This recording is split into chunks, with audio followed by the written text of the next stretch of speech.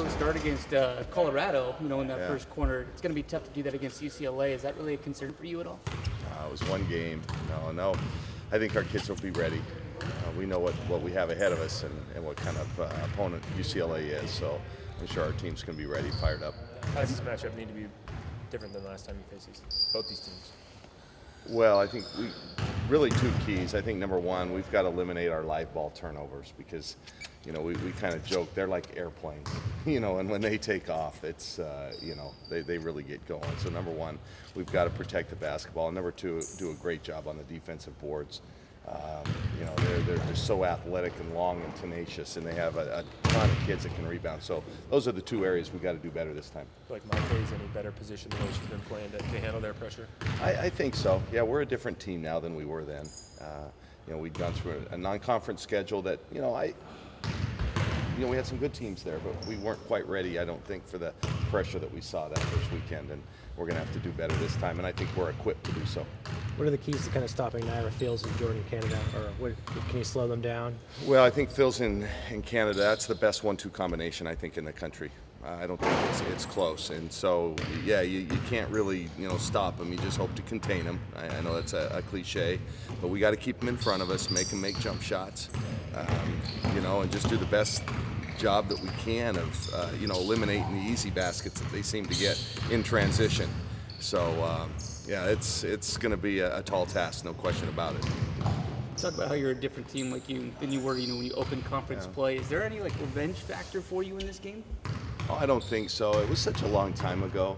It was our opening weekend, and it seems like a distant memory. But we're not playing on that as a coaching staff. What the players feel, you'll have to ask them. But no, we want to win the game because it's the next opponent. With that said, what are the biggest things you're most proud of as far as how you guys have grown during these last couple of months? Well, I'm just proud of the fact that we've continued to grind. I mean, we had every reason after starting 0-5 to just kind of hang our heads, and we didn't do that. We got ourselves up and brushed the dust off, and we went back at it, and we kept a good attitude, and they kept fighting, and now we've kind of hit our groove a little bit, and I think our roles have been defined. People forget we really only have 4 returning players, so this is a whole new cast of characters and doing things that maybe they haven't done before. So I'm just really proud of how confident we've stayed and how together we've stayed. This is the time of year where people are really starting to get into bracketology and your guys' tournament resume.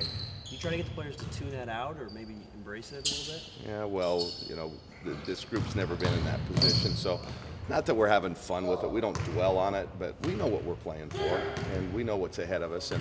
And on the board before every single game, I write NCAA tournament from day one. So we know what we've been playing for, and here with a couple of weekends to go, we've put ourselves in a position where that can become a reality. But we understand we still got to win games. So, we're nowhere there yet. You put it to Jill as kind of a leader to help this team get there. How satisfying is it, and the way she's been playing the last few weeks, to see her leading you guys down the home stretch?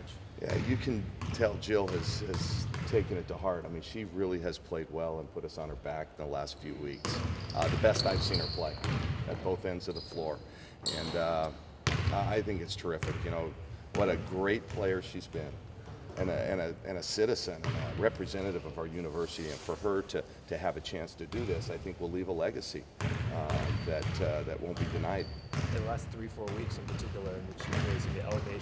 Anything click for her, or anything you'd say to spark her, really? No, no. I'm just as honoring every day in practice as I always was.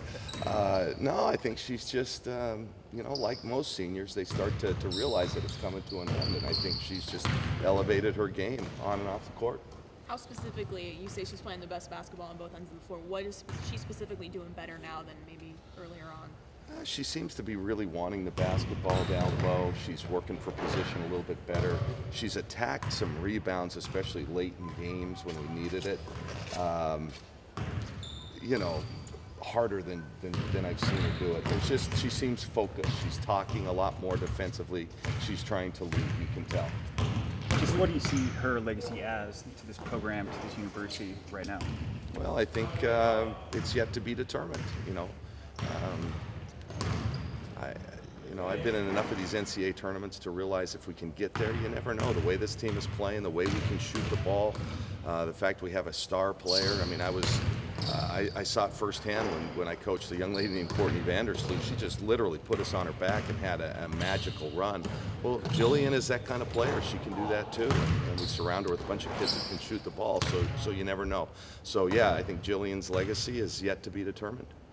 You sort of look back on when you first met her when you came here before last season. What do you remember about those like early discussions and sort of talking about her goals for the rest of her career, and then to kind of see it progress up until this point? Well, I remember the first thing I asked her was what her goals were, and she told me she wanted to be a pro basketball player, and I was very candid. And I says, okay, well, based on what I've seen, and I looked at a lot of tapes before I got here. I said, you got a lot of work to do, and I think she's really tried to put in the time and be serious about it, and you know, come this spring, she's going to put herself in the position to make that dream a reality. We'll see where she goes. Talk to me a little bit about the other seniors, Lexi and thank Jordan, and what has their contribution been? Steadiness. You know, Jordan is, she's a rock. She's such a great kid, and to do what she's had to do here, I don't know, a couple of ACL injuries, and she sat out a season here and a half a season there, and it's been tough for her, and she could have just given up and said, you know, it's not worth it, because they hadn't seen a lot of success on the court, but she didn't, and she stuck with it, and you know, and she's just, you know, she's an amazing lady on the court and off the court. You know, she really is. And Lexi Peterson, I think the same thing. I think she's on the court having her best year, which is, you know, I'm sure gratifying to her, but she's been a good leader, no doubt about it, and we're really going to miss those two. I think they're kind of unsung heroes. Maite's gotten a lot of attention and well-deserved, and Jill is Jill, you know, rewriting every record book, it seems like. But those two sometimes get a little bit lost, and they deserve a lot of credit. Those were two of the players that were part of the transition of four players that returned. How much of a role did they play in bridging that gap for you? Well, I think they played a critical role, just in terms of you know, their senior leadership. They've been around. You know, we've got a lot of young kids, a lot of new kids, and they don't know, you know, sometimes the ins and outs of everything. And it's nice to be able to rely on, you know, on fifth-year seniors, you know, who've been around the block, so to speak, and they know what to do and what not to do. So they've been great in that. Talking about Katie Grice, what has she kind of been doing to you guys? I know she earned that scholarship over the offseason. What has she done for you guys this season? Glad you asked about Katie. She's, you know, every team needs people like her. You know, not everybody can be the star.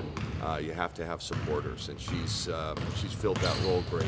She's never complained. She comes to practice, works her butt off, works as hard as anybody, if not harder, knowing full well that unless it's an outcome that's determined before the end of the game, that she won't get in, and that's hard to do. But she's done it with grace, and you know, and she's going to be one of those players that I'll remember really forever.